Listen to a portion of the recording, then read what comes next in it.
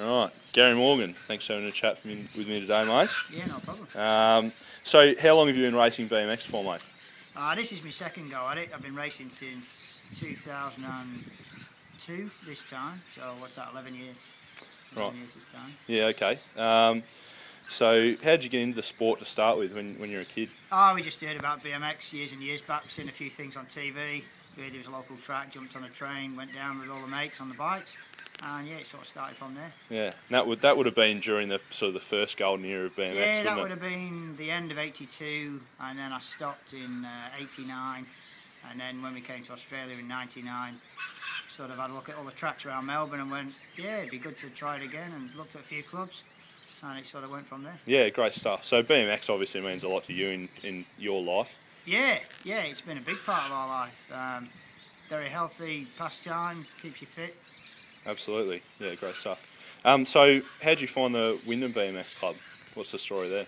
There was no club. When we moved to Wyndham, we didn't really know too much about it, and then we came down, the track was in total disrepair. Apparently I hadn't raced on it for 10 years, I believe, something like that. Just went to the council, asked about it. They said, yeah, nothing's been done with it, if you're interested in starting a club.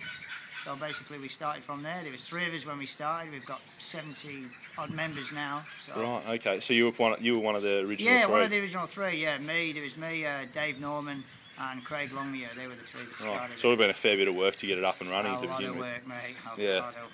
Yeah. And I suppose, and it's the same. It's a lot of work to upkeep it as well. And you were saying before about it being a community club and working bees and things like that.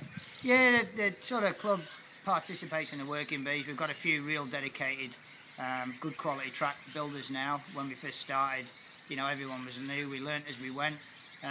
This past 8 months has been a hard 8 months because we've really developed the track, big corners, put the pro section in, changed the 4th straight, resurfaced the whole track, get it ready for the Pro Tour, which was on Sunday. So yeah, that's been a lot of work. And it really is a family sport, isn't it? And a family club. Oh yeah, I've got there's myself, Jordan, my son, Amanda, my daughter, and now my grandson has started doing it as well now. So. Yeah, absolutely. So first step on the path to Worlds is Nationals coming up. I think it's in Sleeman in Queensland. Yeah, next weekend. So that's going to be pretty tough. Doing a different age class this year, riding with the 30+ men. So giving away 17 years to them. But right. Give it a shot. Why not? Absolutely. Yeah. That's it. Well, you can. And so what would sort of a week of training as you lead up to the Worlds coming up soon and the Nationals? What would a week of training right for you at the moment, it's probably just more about riding on sprints. You're probably as strong as you're going to get. You're not going to improve in another 10 days. So basically, yeah, just keep on the bike, a lot of sprints.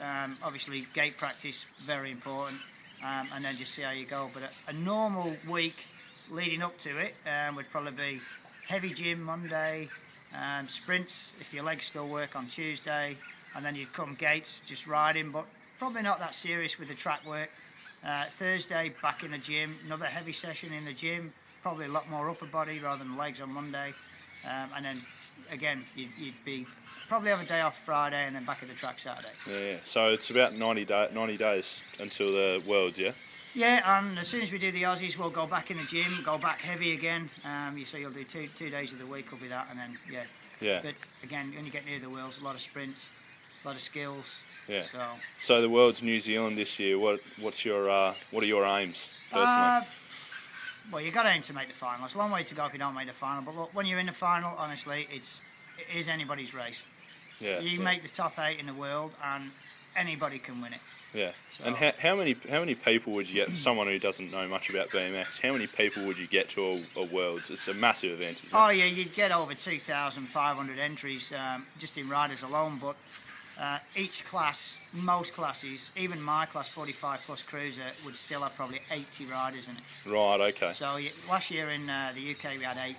Yeah. Okay. And then quarters, then semis, then finals. So you got to be fit. Yeah, absolutely. Even at our age, these guys are all ex-pros. Yeah. There's no one in there, especially not in the last 32, that wouldn't have raced professional BMX at some point. Right. And that's a fact. Yeah, fantastic. So. Yeah. So you're pretty keen for it then? Yeah, keen for it. Yeah. It gets harder as you get older, but you just got to give it your best, and that's it. Absolutely. All right. Thanks very much, Gary. No problem, mate.